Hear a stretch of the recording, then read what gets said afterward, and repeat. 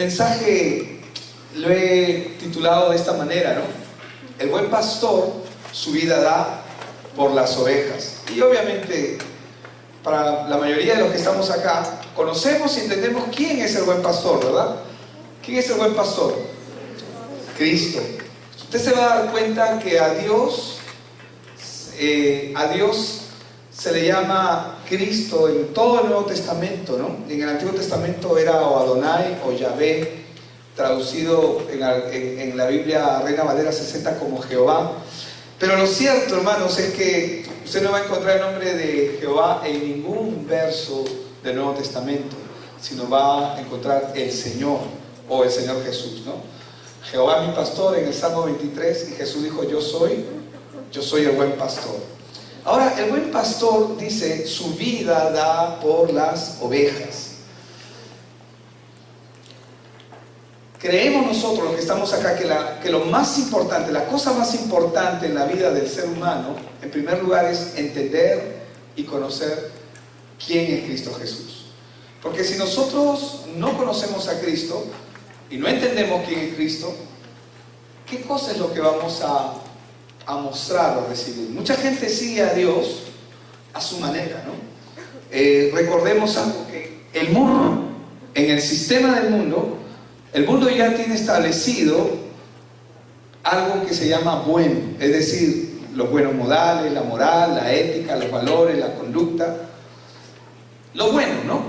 Sabemos qué cosa es bueno dentro del sistema del mundo y pensamos que cuando nos acercamos a Dios, todo eso bueno está relacionado de alguna manera con Dios. Pero la palabra nos va a mostrar en la práctica que eso no necesariamente es así. No es así, porque el Señor Jesucristo no vino a esta tierra para que usted sea bueno. Él vino porque usted y yo nacimos con una condición que nosotros no podemos hacer absolutamente nada para cambiarla. Y esa condición es que nacimos separados de Dios, espiritualmente hijos de Satanás. Así lo enseñó el Señor Jesucristo.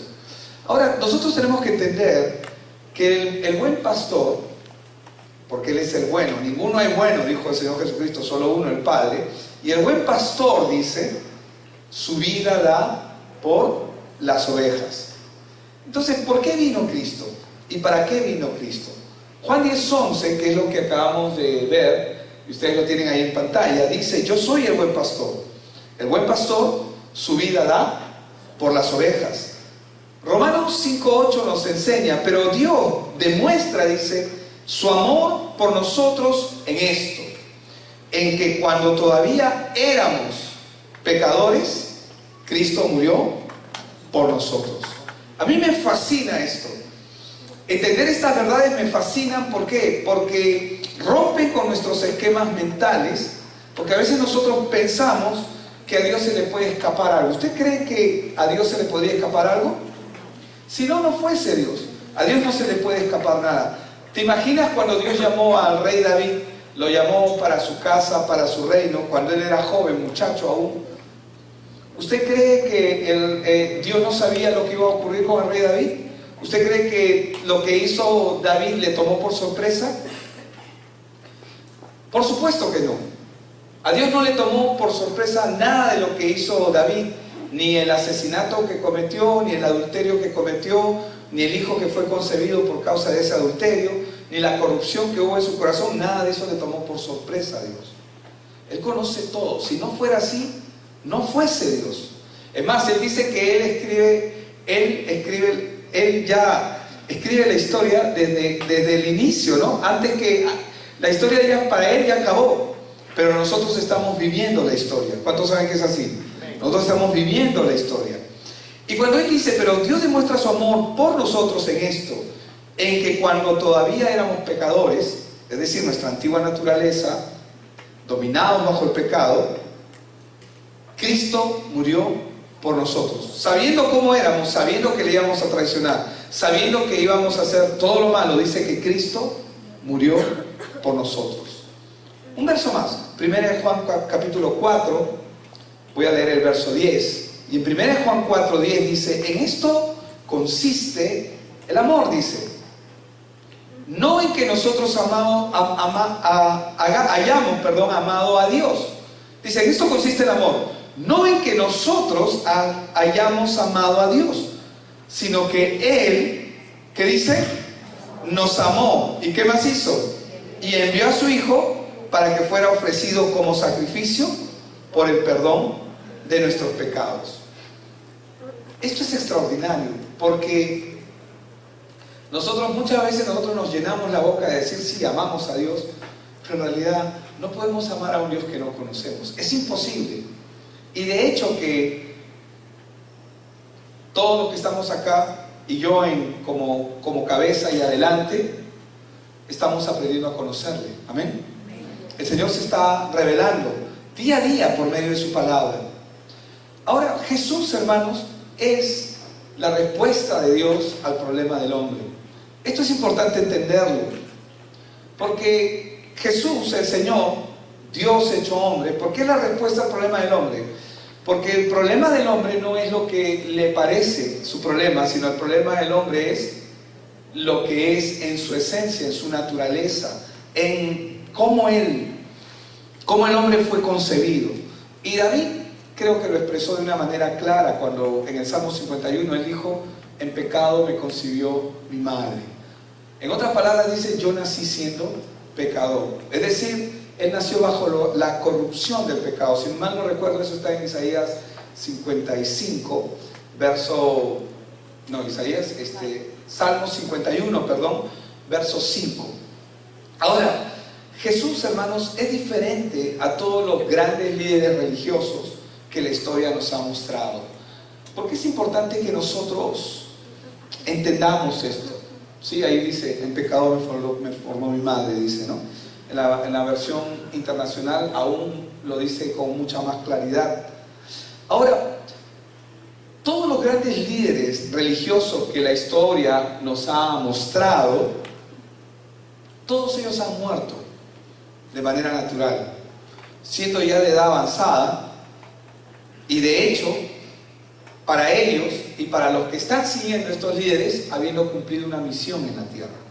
Y es cierto que cada persona tiene una misión en la tierra. Por ejemplo, Mahoma, o Mohammed, como lo llaman algunos, Mahoma tenía 62 años cuando murió. Y Mahoma es el profeta para los musulmanes. Pero murió. Está muerto. Sus restos están enterrados. Confucio, para los que siguen el confucianismo en el sistema, cuando hablo del sistema me refiero al mundo, porque el mundo ha fabricado N abanicos de sistemas religiosos que hacen que el hombre se sienta bien. Incluso propende y promueve milagros en medio de la naturaleza del hombre, con una única finalidad de mantener al hombre separado de Dios. ¿Cuál sería el objetivo de que un ídolo o algo te conceda un milagro? Mantenerte separado de Dios. Porque ¿qué es lo que hace diferente? Mucha gente se acerca a Dios, ¿por qué? Por los milagros, porque se acercan a Dios porque quieren algo de Dios, quieren recibir algo de Dios. Por eso se acercan también a los ídolos, a las deidades. Confucio murió a los 72 años y aún hay gente que le está siguiendo. Buda, el líder del budismo, como todos sabemos, murió a los 80 años. Ahora, Moisés, ustedes dirán: ¿por qué he incluido Moisés en esta lista? Porque Moisés, hermanos, es el líder y es el ícono del pueblo judío, porque él fue el autor de la Torá, que vienen a ser los 5 primeros libros de la Biblia. Pero cuando tú lees el libro de Hebreos, en Hebreos nosotros vemos que Hebreos es el único libro que todos los libros, pero Hebreos te habla de la supremacía de Jesús. Te muestra a Moisés, te muestra a los ángeles, a todas las deidades o los íconos religiosos, a Elías, que los judíos adoraban, y te muestra a Jesús como superior a todos ellos. Entonces Moisés, siendo líder, y siendo aún hoy líder e ícono para el pueblo judío, él murió a los 120 años. Amén. Todos han muerto. María tenía 15 años cuando dio a luz al Señor Jesucristo y tenía 48 años cuando Cristo estaba en la cruz. No determina exactamente a qué edad murió, pero la mayoría dice que María murió a los 69 años. Y lamentablemente María es líder, no digo lamentablemente porque nadie le quita a María lo que ella hizo como madre y el sufrimiento que vivió, pero ella misma necesitaba ser salva. Pero María murió a los 69 años de edad. Y la Iglesia Católica la considera un ícono, una líder. Hermano, Jesús sufrió la muerte por crucifixión a los 33 años de edad. Hemos visto que la mayoría de los líderes religiosos que vemos han muerto a una edad avanzada, ¿no? O ya en la plenitud de sus días. Pero Jesús, nuestro Señor, murió a los 33 años de edad, pero todos sabemos que Él murió y luego resucitó. Y luego vamos a aprender acerca de la resurrección, porque era necesario que Él resucite. Pero Él fue repudiado, es decir, odiado por su propio pueblo, rechazado. Es más, es una piedra en el zapato para el sistema judío, para la religión judía, Cristo. Ellos han eliminado el capítulo 53, por ejemplo, de Isaías. No lo reconocen, no lo quieren leer, lo han sacado. Y ellos saben que está prohibido sacar un libro de la Biblia o de las Escrituras. Pero ellos no hablan, porque cuando tú lees el libro de Isaías, capítulo 53, te habla de Cristo. Es claro, porque el cumplimiento de todo lo que pasó con Cristo está dado en el libro de Isaías, así como también en el Salmo 22. Pero bueno, ¿cuál es la diferencia con Jesús y todos estos demás líderes? Si hemos visto que ellos han muerto, tienen seguidores, porque aún ahora tienen seguidores. Hay gente que aún por dentro de la iglesia cristiana honra más a Pablo o a Pablo que al mismo Señor Jesucristo. Usted dirá, pero pastor, eso no es posible, Cristo es el Señor. Pero hay gente que honra a Pablo y lo llevan a un nivel extraordinario y lo siguen. Ninguno de los demás líderes, a diferencia de nuestro Señor Jesucristo, predijo y anunció su muerte. Vamos a ver lo que Él les enseñaba a los discípulos en Marcos 8:31. En Marcos 8:31, y voy a leer hasta el verso 32, dice: y comenzó a enseñarles que le era necesario al Hijo del Hombre, ¿qué dice? Padecer mucho. ¿Y qué más? Y ser desechado, ¿por quiénes? Por los ancianos, es decir, los líderes religiosos, por los principales sacerdotes y por los escribas. ¿Y qué más dice? Y ser muerto. ¿Y qué más dice? ¿Y termina ahí lo que les enseñaba? No. Y resucitar después de 3 días. ¿Les enseñó o no les enseñó? ¿Qué dice en el verso 32 de este mismo pasaje, Marcos 8? Esto les decía, ¿cómo les decía? Claramente. Es decir, Él les enseñaba que lo que Él tenía que pasar era necesario. La muerte del Señor Jesucristo, a veces nosotros vemos la película La Pasión de Cristo o vemos la película de Jesús, y como yo cuando miraba la película de Jesús, a mí más que mostrarme, y hablo cuando era más joven, más niño, más que mostrarme que Él era Dios, yo sentía pena por esa persona. ¿Puede sentir una persona pena por Dios? Cuando no le conoce, sí, porque cree.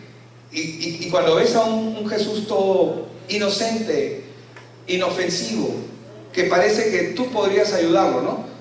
Parece, cuando vemos a este hombre que lo ayuda a cargar su cruz, ¿no? Por fin hay alguien que lo va a ayudar, dice, ¿no? Da la impresión de que él necesita ayuda. Pero hermanos, Él estaba enseñando que era necesario, diga conmigo, necesario.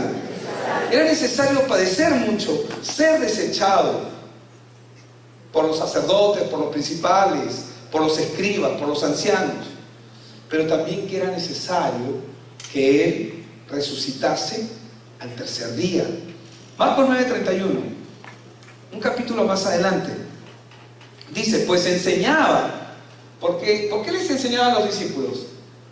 Porque eran cabezones, necesitaban entender, necesitaban seguir escuchando. Ustedes saben que la fe viene por el oír y el oír. ¿Cuántas veces tenemos que escuchar una misma palabra para entenderla? Todas las veces que sea necesaria hasta que lo entendamos. No estamos hablando de un entendimiento mental, no estamos hablando de un asentimiento, ¿no? De asentir mentalmente. Sí, estoy de acuerdo, sí, ya lo sé, sí, ya lo entiendo. No estamos hablando de un asentimiento mental, porque un asentimiento mental es lo que mucha gente tiene y te puede recitar las escrituras de memoria, pero nada de eso es cierto en su vida. ¿Cómo lo sabemos? Porque sus vidas siguen siendo miserables, porque sus vidas siguen siendo vidas frustradas. Y solamente han adoptado una religión, una posición, pero no conocen el camino, no conocen a Cristo, no lo conocen. Y si no lo conocen, no lo pueden expresar. Entonces dice que les enseñaba a sus discípulos y les decía: el Hijo del Hombre será entregado en manos de hombres y lo matarán. Pero después de muerto, ¿qué les dijo? Resucitará al tercer día. Marcos 10, versos 32 al 34.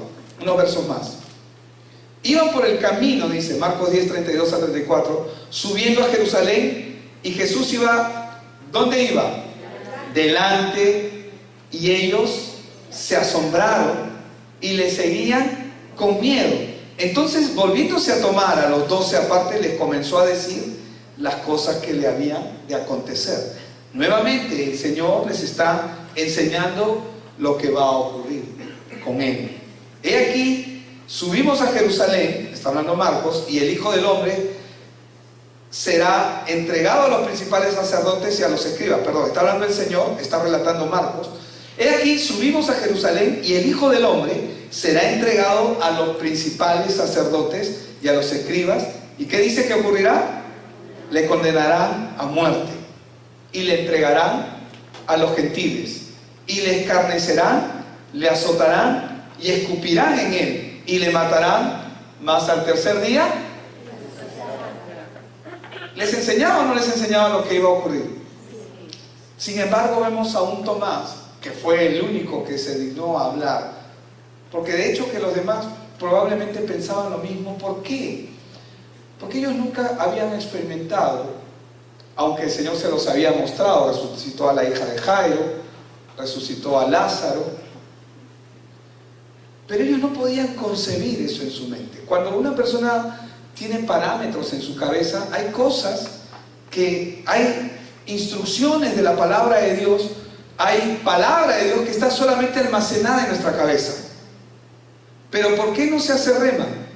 Porque está mucho más fuerte los cimientos de la estructura que este mundo ha cimentado en nuestra cabeza. No sé si me dejo entender. Es decir, ellos sabían lo que iba a ocurrir. Sin embargo, cuando ocurrió, ¿qué fue lo que dijo Tomás? Si no le viera con mis propios ojos, ¿no? Si no metiera mi dedo sobre sus llagas, ¿no? En su costado, donde fue atravesado por la lanza. Sabían todo lo que había ocurrido. No lo creeré. ¿Pero Jesús se los dijo o no se los dijo? Entonces vemos la inconsistencia del hombre. El problema del hombre, hermanos, no está en lo que dice o en lo que dice que sabe, sino en cuánta de esta verdad es verdad en sus corazones. La mayoría de nosotros, sin excepción, la mayoría de nosotros, cuando viene una dificultad, inmediatamente pensamos que tenemos la solución. Inmediatamente nuestra mente trabaja para darle solución a nuestra forma. Y cuando es un problema que pensamos que ya escapa a nuestra forma, recién recurrimos a Dios y a su palabra. No le pasa a usted eso, ¿verdad? Al pastor no le pasa. Entonces, ellos no podían entender esta verdad. ¿Por qué? Porque todavía el sistema estaba muy fuerte en ellos. Por eso es que, ¿con qué limpiará el hombre su camino? guardando su palabra. ¿Cómo viene la fe? Por el oír. ¿Y qué es la fe? El religioso me va a decir, pastor, ¿qué me va a decir el religioso? ¿Qué? Me va a recitar Hebreos 11.1, ¿sí o no? ¿Y qué dice Hebreos 11.1? La certeza de lo que se espera, la convicción de lo que no se ve, pastor. Eso es lo que me va a recitar. Ya ese es el concepto. ¿Cuál es la práctica de ello? ¿Qué es la fe? Y lo vemos en toda la palabra. ¿Qué es la fe? Cuando dejo mis pensamientos, cuando dejo de confiar en mi criterio, en lo que a mí me parece, y comienzo a confiar solamente en Dios, en la palabra. La fe no es otra cosa que rechazar lo mío para dar lugar a lo de Dios, a la obra de Dios. Es lo que pasó con Pedro. ¿Se acuerdan? Pedro estaba en la barca, había escuchado el sermón que el Señor había escuchado la prédica, el evangelio que el Señor había estado predicando. ¿Y qué tuvo que predicar el Señor ahí? Evangelio, las buenas nuevas. Luego le dice, Pedro, boga mar adentro. Ellos ya habían remendado sus redes, ¿se acuerdan? Ellos ya habían remendado sus redes, ya habían guardado todo. Y le dijo, ¿no? Toda la noche hemos estado pescando, Señor. Pero le dijo, mas en tu palabra, ese mas en tu palabra es desecho mi pensamiento, desecho mi criterio para poner la obra de Dios en mi vida. Mas en tu palabra echaré la red. ¿Y qué ocurrió? Vio que su palabra fue poderosa. Fue contra el sistema, fue contra él mismo. ¿Por qué? Porque él era pescador. ¿Acaso él no sabía a qué hora se pesca? A ver, pregúntale a un pescador experimentado, ¿a qué horas es la mejor hora de la pesca? Y todos te van a decir en la madrugada, 4 o 5 de la mañana. Todos te van a decir esa es la hora. ¿Por qué? Porque en otro horario es más molesto, los peces no están. Y ellos habían estado pescando toda la noche, dice, y no habían tenido éxito.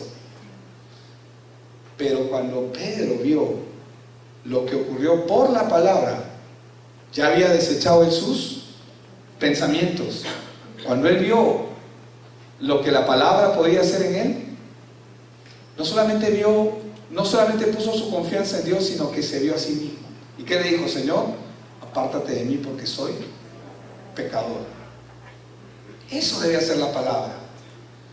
Cuando tú desechas tus pensamientos, porque tus pensamientos y los míos están llenos de miseria, están llenos de pecado, están llenos de nosotros. Aunque tengas pinta de bueno, aunque sonrías bonito, aunque parezcas agradable, tus pensamientos están llenos de miseria. Y cuando tú adoptas la palabra de Dios, en ese momento que tomas, mejor dicho, la palabra de Dios y desechas lo tuyo, recién Dios puede obrar. Y cuando Dios obra, ves tu miseria y ves quién es Dios. Y por eso es que Pedro agarra y dice, Señor, apártate de mí. El Señor Jesús sabía lo que iba a ocurrir con él. ¿Era necesario o no era necesario que muriese? ¿Era necesario que pase todo lo que tenía que pasar? Era necesario.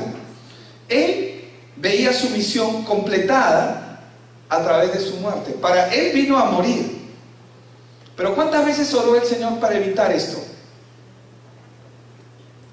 3 veces. 3 veces le pidió. Léame, está en la palabra. 3 veces le pidió al Señor, Señor, si quieres pasa de mí esta copa. Pero volvía luego en sí. Pero no se haga mi voluntad, sino la tuya. Y dice que luego volvió a orar de la misma forma.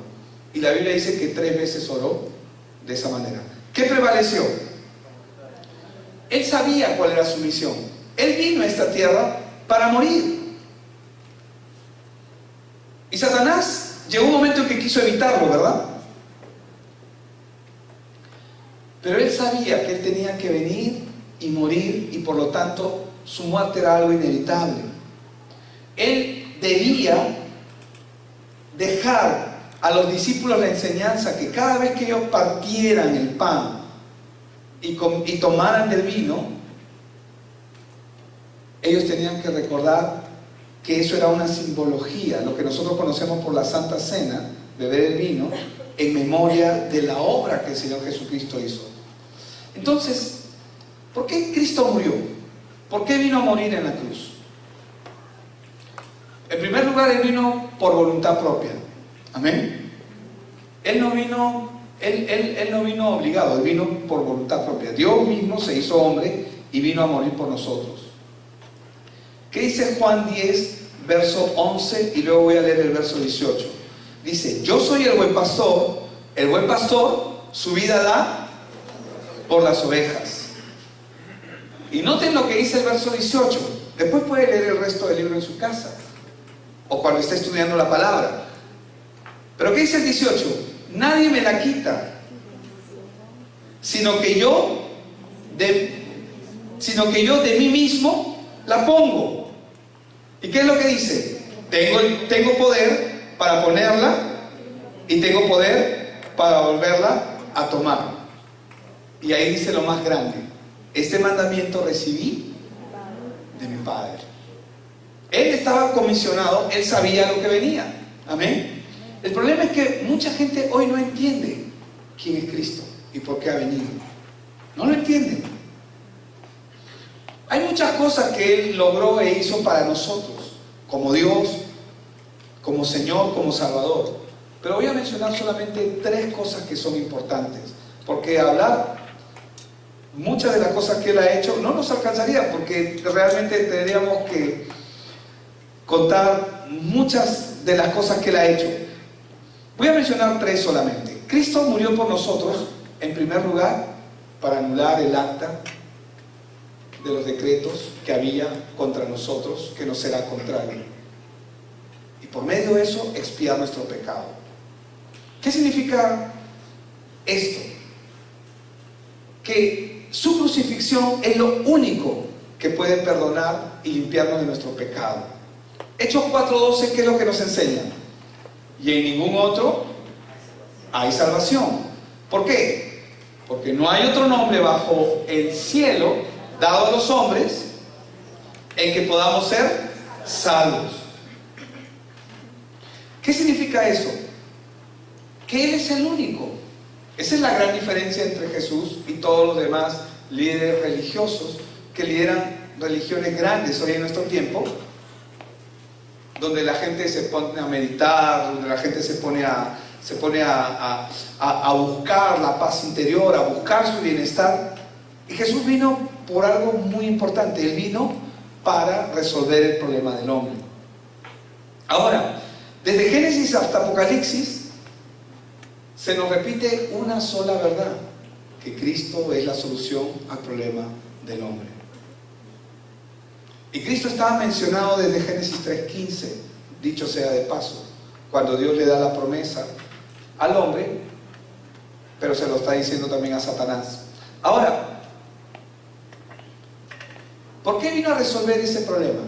Porque el pecado del hombre lo comisionaba a la muerte. ¿Qué dice Romanos 6:23? Porque la paga del pecado es, mas la dádiva de Dios es vida eterna en Cristo Jesús. Ahora, pero su obra no termina ahí. Su obra termina en algo mucho más importante. Colosenses 2:14. ¿Qué dice Colosenses 2:14? En la versión 95 dice que Él anuló el acta. En la versión 60 dice anulando el acta. Dice, Él anuló el acta de los decretos que había contra nosotros. ¿Y qué más dice? Que nos era. ¿Qué significa? Que trabaja en contra. ¿Puede hacer el hombre algo para cambiar eso? No. Si pudiera hacer el hombre algo para cambiar eso, entonces Cristo no hubiera sido necesario que se haga hombre. Dice, quitándola de en medio y clavándola en la cruz. ¿Qué significa eso? Que cada persona que nace en este mundo nace con un acta. Es decir, digamos que ese es un acta. Este edificio tiene un acta o tiene un testimonio, ¿no? que le da el derecho a quien lo posee. Bueno, cada persona que nace en este mundo tiene un decreto, tiene un acta legal que le da poder, derecho y autoridad a Satanás sobre la vida de esa persona.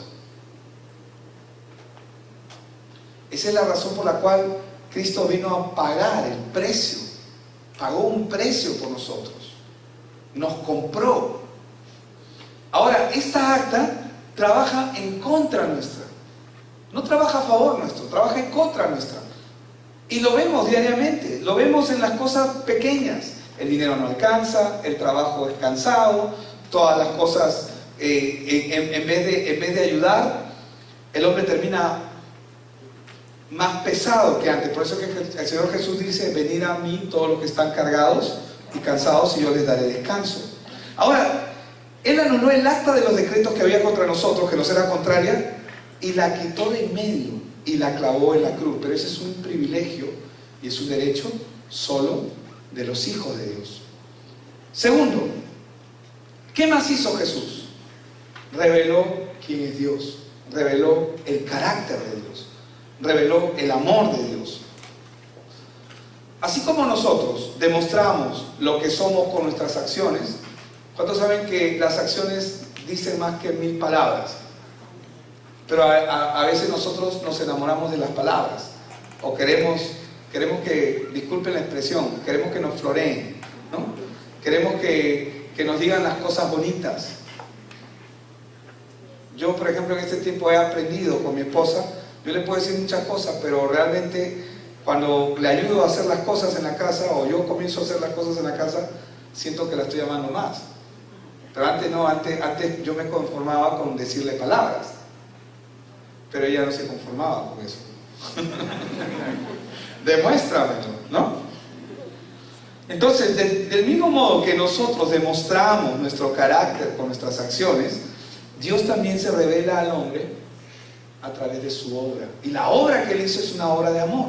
Por eso es que Romanos 5:8, ¿qué es lo que nos muestra?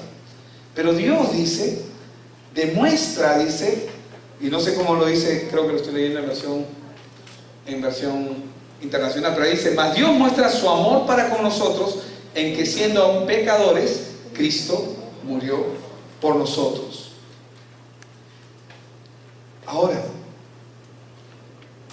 Juan 3:16, por ejemplo, nos dice: porque de tal manera amó Dios al mundo, que ha dado a su Hijo unigénito, para que todo aquel que en Él cree no se pierda, mas tenga vida eterna. Porque no envió Dios a su Hijo al mundo para condenar al mundo, sino para que el mundo sea salvo por medio de Él.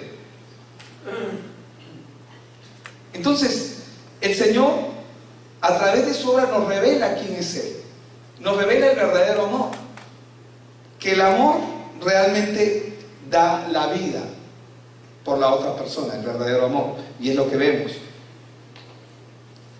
Ahora, también vemos que por esta causa Él tenía que nacer en este mundo, y Él tenía que morir por gente pecadora. Por si acaso, Jesús no ha venido por ningún justo, por ningún sano. Él ha venido solo por pecadores. El requisito para entrar al cielo, ¿cuál es?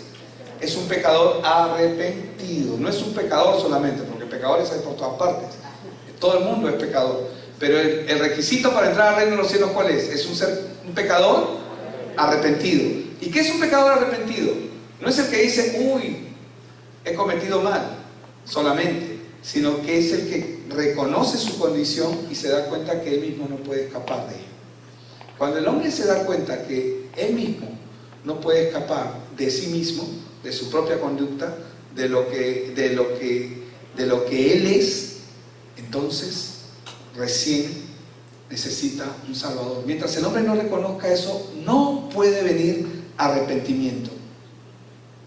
Entonces, esa es la mayor prueba de que Dios nos ama. Amén. De que, siendo aún pecadores, Cristo murió por nosotros. Y tercero, que es lo último que voy a mencionar, Cristo también vino y murió para despojar a Satanás. ¿Saben lo que significa despojar a Satanás? Significa desalojarlo, a él y a todos sus demonios. Es decir, como dice la palabra también, que él vino a deshacer las obras del diablo, ¿verdad? En 1 Juan 3:8 creo que está ese verso. Eso no se lo he dado a Joe, pero ahí está. Vamos a leerlo. 1 Juan 3:8.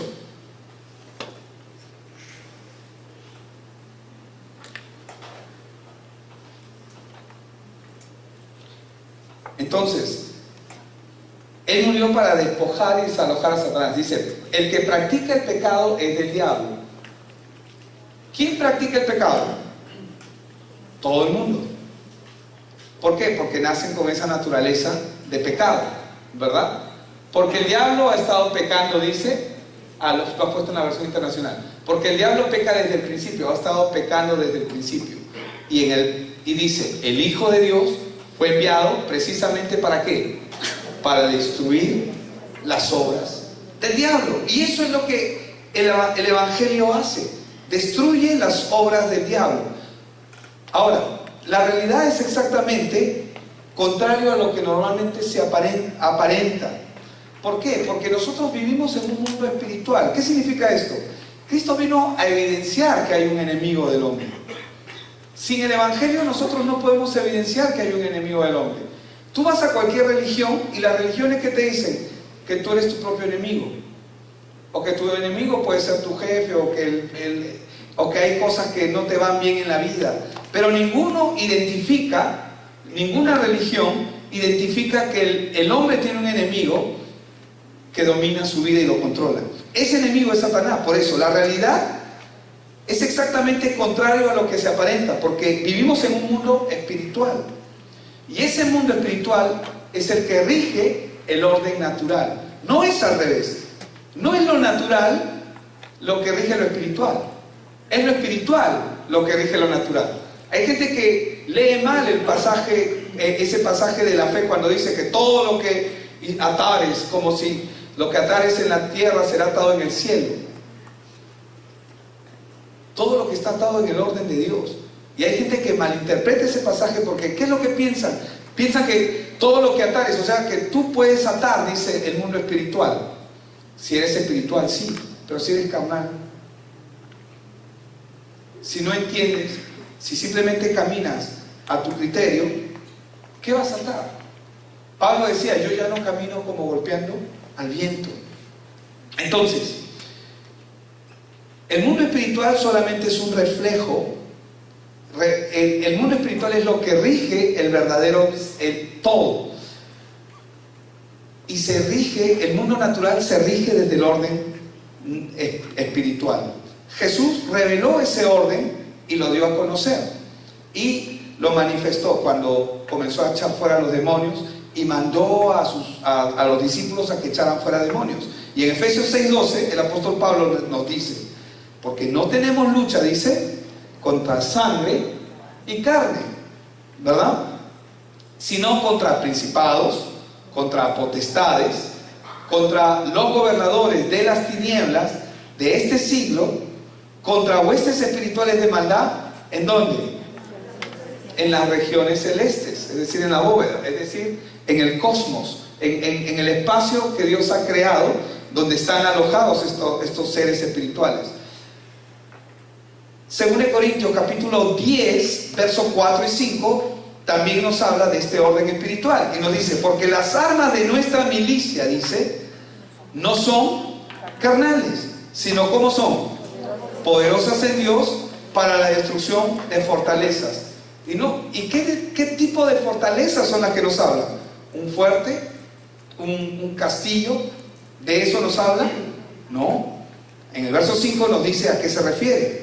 Derribando argumentos, dice, y toda altivez que se levanta contra el conocimiento de Dios, y llevando cautivo todo pensamiento a la obediencia de Cristo. ¿Por qué? Porque este mundo es un mundo espiritual que rige el orden natural.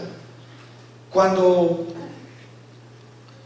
fue cambiado el príncipe de Persia por el príncipe de Grecia, nosotros solamente en el orden natural, históricamente hablando, nosotros vemos que hubo un cambio de reyes, o un cambio de liderazgo.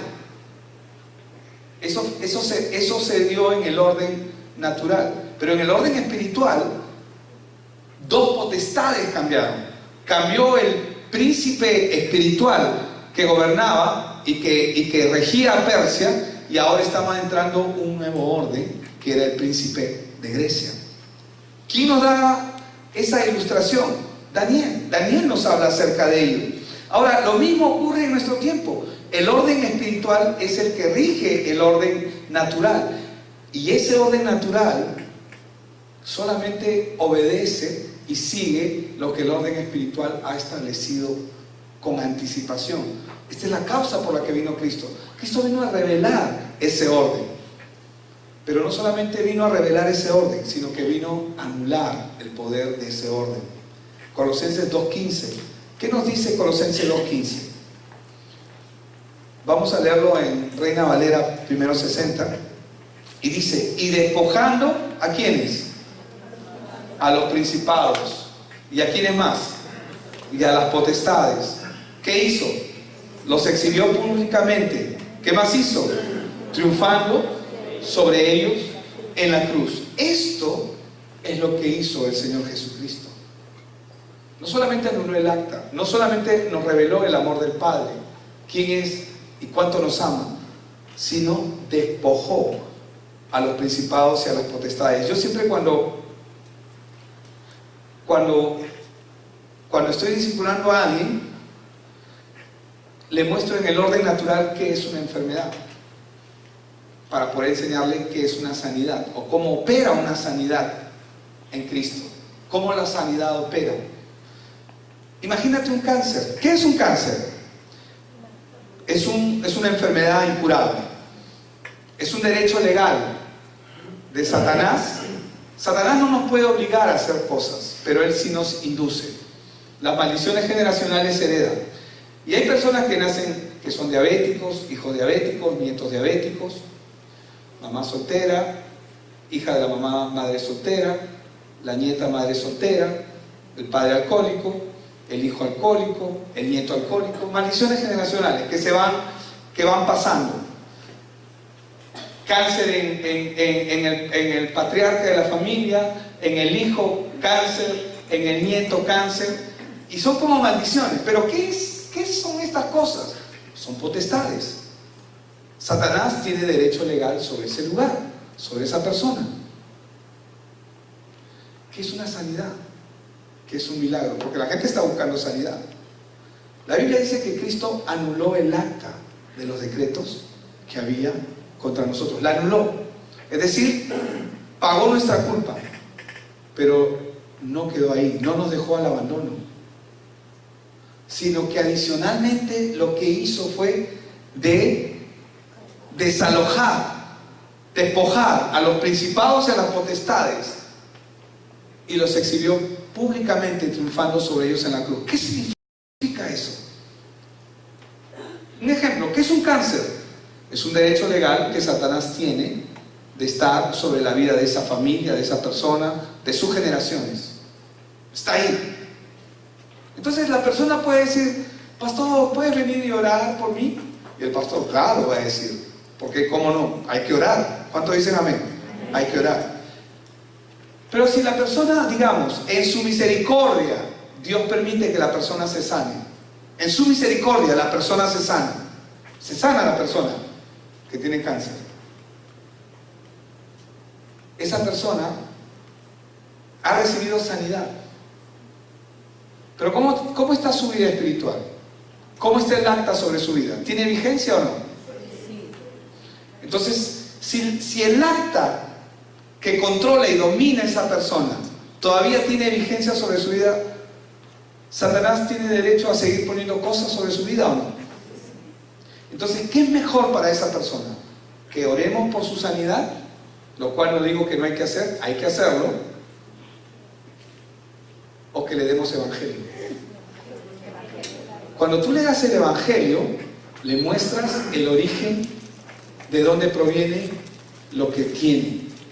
Y le muestras la causa del por qué está viviendo lo que está viviendo. Y le muestras que está así porque nació separada de Dios, porque es hijo espiritual o hija espiritual de Satanás, y no hay nada que él o ella pueda hacer para cambiar esa condición. Y cuando tú le muestras para qué vino Cristo, y lo que él hizo cuando anuló el acta de los decretos que había contra esa persona, porque anuló el acta, pero no solamente se quedó en anulación, sino que despojó, es decir, desalojó. Primera de Juan 3:8 nos dice que él vino a deshacer las obras del diablo. Cuando esa persona entiende de dónde viene su salvación y por qué viene su salvación, entonces, ¿qué va a hacer? Va a entender. ¿Qué es mejor? Si tengo la araña, todos los días vengo y encuentro telaraña, y no quiero la telaraña, lo limpio. Paso al siguiente día y encuentro otra vez la telaraña, y lo limpio. Paso otro día y encuentro la telaraña. ¿Va a cesar la telaraña? No. ¿Cuál es el problema? ¿La telaraña? ¿Lo que se ve o lo que no se ve? Lo que no se ve. Ese es el problema. ¿Y qué es lo que no se ve?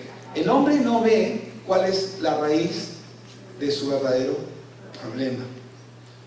Y la raíz de su problema es que el hombre nació separado de Dios. Para eso vino Cristo. Cristo no vino para que seas feliz, para que tu hogar sea mejor, para que sanarte de tu enfermedad, aunque eso va a ocurrir como consecuencia. ¿Cristo para qué vino? Él vino para resolver el problema que origina tu problema. Que tú crees que es tu problema, pero en realidad se convierte en un acto de misericordia, porque si no te ocurriera lo que te ocurriera, jamás te acercarías a Dios. Por eso es que Dios permite. La Biblia dice que Dios no tienta a nadie, porque Él no puede ser tentado ni tienta a nadie, pero Él sí permite. ¿Para qué? Para que el hombre pueda verse y conocer quién es Dios y conocer el estado espiritual en el que está. Si la persona no nace de nuevo por medio de la palabra, como lo enseña primera de Pedro 1:23, si la persona no nace de nuevo por medio de la palabra, no importa lo que haga, no importa si va a una iglesia. ¿Cuánta gente va a la iglesia y no han nacido de nuevo? Un montón, que creen que son creyentes y no lo son. ¿Por qué? Tienen conceptos teológicos, pero no han vivido, no han nacido aún. ¿Y cómo es que se produce ese nacimiento en la persona? Por la palabra. ¿Qué hace la palabra? Volvamos a Pedro. ¿Qué hizo la palabra en Pedro? Lo hizo verse. Pedro primero escuchó el mensaje, escuchó al Señor predicar, porque el Señor le pidió su barca para predicar. Luego que escuchó el mensaje, algo tuvo que retener del mensaje, porque luego el Señor le pidió su barca y le dijo, boga mar adentro. Y Pedro, experto en el mar, experto en la pesca: Señor, tú eres predicador, tú eres rabino, yo soy pescador, o sea, ¿qué me vas a enseñar? Él podía haber dicho eso, pero ¿qué hizo? Mas en tu palabra, ¿qué hace la palabra en la vida del hombre? Produce fe. ¿Y qué es la fe? Que dejes de confiar en ti, en tus pensamientos, en tus criterios, en tu proceder, en tu manera de pensar, en mi proceder, en mi manera de pensar. Que dejemos de pensar en nosotros para poner nuestra mirada y sustento en la palabra. Cuando eso ocurrió, cuando Pedro dejó de mirarse a sí mismo, cuando dejó su pericia que tenía en la pesca, ¿tú crees que no era molesto nuevamente sacar las redes y tirarlas al mar? ¿Ustedes creen que lo hizo para agradar solamente a Jesús? Él dijo, mas en tu palabra echaré la red. ¿Qué hizo Pedro? Comenzó a caminar una vez más, eso fue antes que camine sobre el agua. Comenzó a caminar sobre la palabra, y cuando caminó sobre la palabra, ¿qué vio? Lo que dice 1 Corintios 2, 8, 9, cosas que ojo no vio, ni oído escuchó, ni han subido a corazón de hombre, son las que Dios ha preparado para todos aquellos que le aman. Cuando él vio eso, se vio. Y cuando él se vio, podemos ver, él no tenía que entenderlo todo, él no tenía que saberlo todo, lo único que él tenía que verse era a sí mismo. ¿Quién eres tú en Cristo? ¿Y quién es Dios? Y lo primero que hizo, Señor, aléjate, te voy a contaminar. Señor, aléjate de mí porque soy pecador. ¿Y qué le dijo Jesús? Muy bien, Pedro, mantente lejos. Mantente lejos, por favor. ¿Eso le dijo? No. Pedro, desde hoy haré de ti un pescador de hombres. Porque el plan de Dios es que el hombre entienda, y cuando el hombre entiende, nace el nacimiento espiritual. Yo no puedo decir tal persona ha nacido o no ha nacido, eso solo lo sabe Dios. Pero 1 Pedro 1:23 nos dice que nosotros cuando nacemos, ¿cómo nacemos? Siendo renacidos. Esto se produce en el ámbito espiritual, no de simiente corruptible. ¿Cuál es la simiente corruptible? Pedro hubiera adoptado sus pensamientos. No, Señor, toda la noche hemos pecado, por favor. Está muy lindo todo lo que tú estás compartiendo, pero ¿sabes qué? Tú acá no sabes nada. Yo soy el experto. Simiente corruptible. Porque el hombre no sabe nada. El hombre ignora a Dios. El hombre y la mayoría de nosotros hemos seguido a Dios a nuestra manera, siendo renacidos no de simiente corruptible, sino de incorruptible, dice, por la palabra de Dios que vive y permanece para siempre. Santiago 1:18 dice que por la palabra de Dios que vive y permanece para siempre. Dice, Él de su voluntad. No, un ratito, yo he elegido este camino. Señor, no, tú no has elegido nada. ¿Quién te ha dicho? Ese es un engaño. Él de su voluntad nos hizo nacer. ¿Cómo nos hizo nacer? Por la palabra, de verdad, para que seamos primicias de sus criaturas. Entonces, cuando nosotros comenzamos a entender quién es Cristo, comenzamos a ver quién es Él, se va a producir lo que nosotros conocemos como el querer, como el hacer, por su buena voluntad. Solo Dios puede producir el querer como el hacer por su buena voluntad en nosotros. Cuando yo produzco por mí mismo el querer como el hacer, por mi buena voluntad, voy a seguir a Dios a mi manera, yo produzco el querer como el hacer. ¿Qué es lo que va a ocurrir? Va a ser insostenible. Voy a fracasar. ¿Por qué? Porque soy yo el que lo estoy haciendo. Pero cuando es Dios quien lo hace, no tiene nada que ver contigo.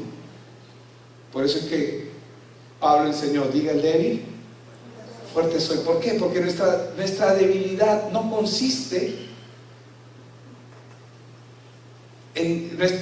nuestra debilidad consiste justamente en nuestra ineficacia para poner solamente nuestra confianza en Él. Entonces, como hemos visto, ningún líder religioso de que la historia nos enseña y que mucha gente ha seguido, ha hecho lo que Cristo ha hecho. Pero esto no terminó con su muerte, sino terminó con su resurrección. ¿Por qué era importante que el Señor resucite? Muy poco de nosotros hablamos acerca de la resurrección, pero ¿por qué es importante que la resurrección de Cristo? Porque la resurrección de Cristo, hermanos, es la evidencia de que así como Cristo resucitó, tú y yo vamos a resucitar un día delante de Él, cuando Él lo diga, a su debido orden, como lo dice 1 Tesalonicenses 4:13. No tienes que ir ahí cuando habla, ¿no? Y no quiero, hermanos, que ignoréis acerca de los que duermen, que es un mensaje que siempre se predica en los funerales. Claro, yo mismo lo comparto en los funerales. Amén. Entonces, frente a todos los líderes religiosos que el mundo ha formado y que la gente está siguiendo, que son líderes que siguen la corriente de este mundo, estos líderes no pueden resolver el problema del hombre, porque el problema del hombre no es lo que se ve, sino lo que no se ve. ¿Y qué es lo que no se ve? La condición del hombre. ¿Y cuál es la condición del hombre? Que está separado de Dios. ¿Qué es lo que nosotros vemos? Frutos nada más, consecuencias de la condición del hombre.